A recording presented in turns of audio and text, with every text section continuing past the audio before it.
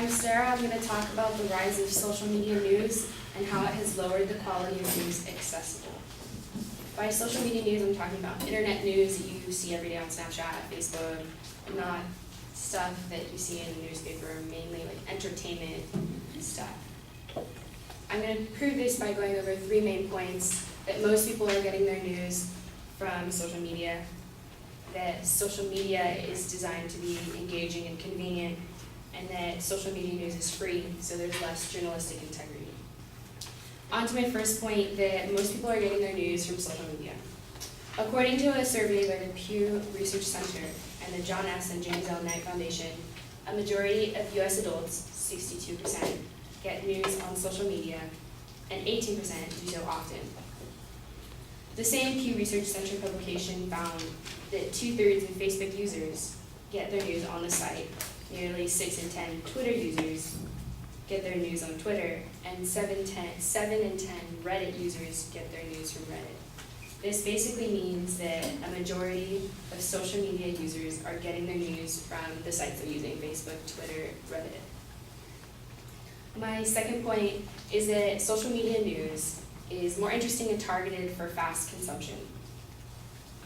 Another Pew Research Center study from 2014, How Social Media is Reshaping News, found that visitors who go to a news media site directly are spending roughly 3 times as much than those who wind up there through Facebook, and that they roughly view 5 times as many pages per month. This basically means that people who are going on news sites from Facebook aren't spending as much time actually reading the news on the news site, and the people who are going out of their way to seek the news are more interested in finding other articles and spending more time on the site itself.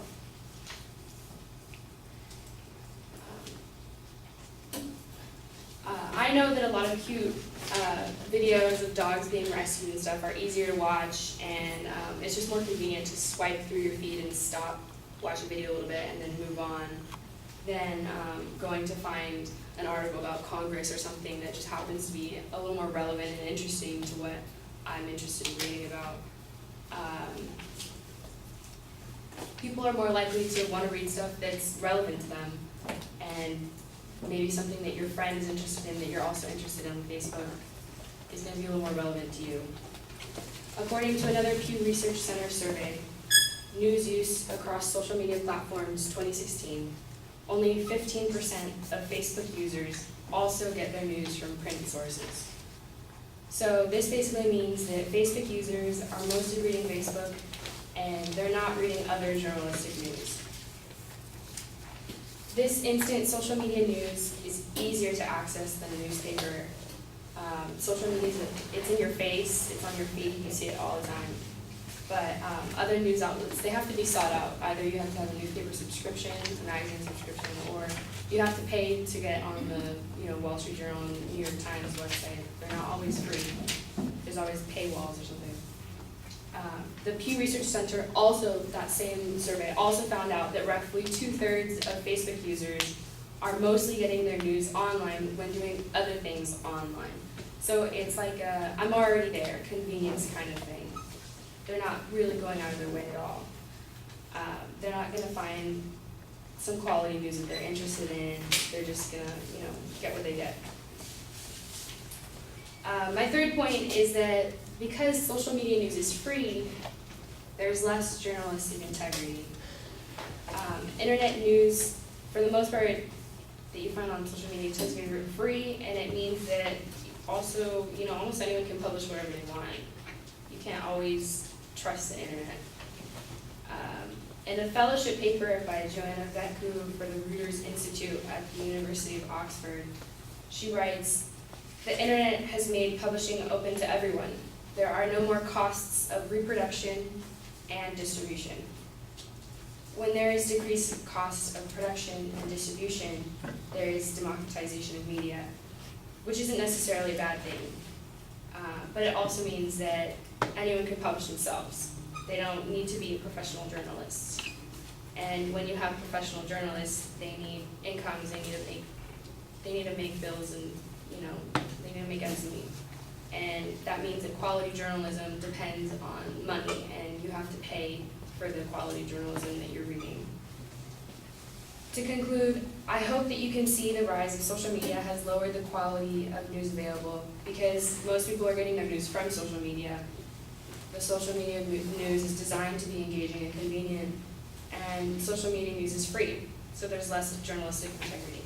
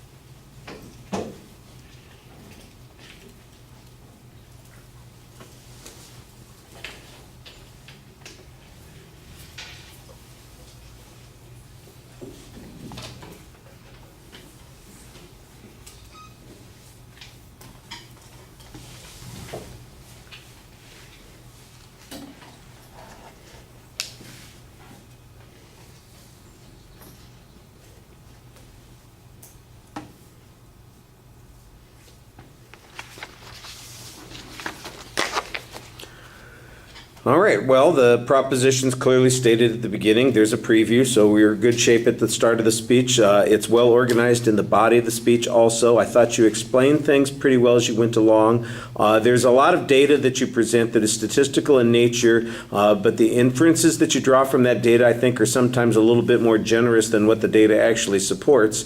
So you might want to be paying closer attention to that. We're going to talk about some reasoning issues here, and I think you've got good information on a lot of things, but the conclusions that you draw from some of it are, they're not specious. There's a reason why I can see that you're making that inference. I'm just not sure it's as complete and confident as you seem to feel it is. I like the examples that you had when you had them, but they're kind of hypothetical in nature, and I think you need to have some more practical illustrations of those sorts of things. The notion that people use social media to gain access to news information, I don't doubt that that is true. The question is, what are the news sources that they are using when they're on the social media? If they're reading stuff that's been put up by a generator, a social media generator, content generator, as opposed to a journalistic site, for instance, then I could see why there might be a problem. So if you're going to BuzzFeed for your news, that's a little bit of a problem.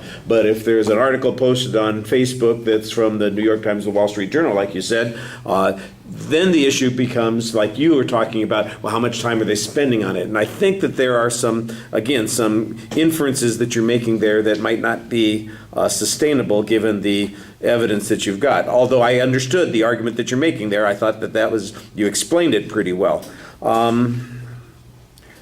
Excuse me, I got something in my eye.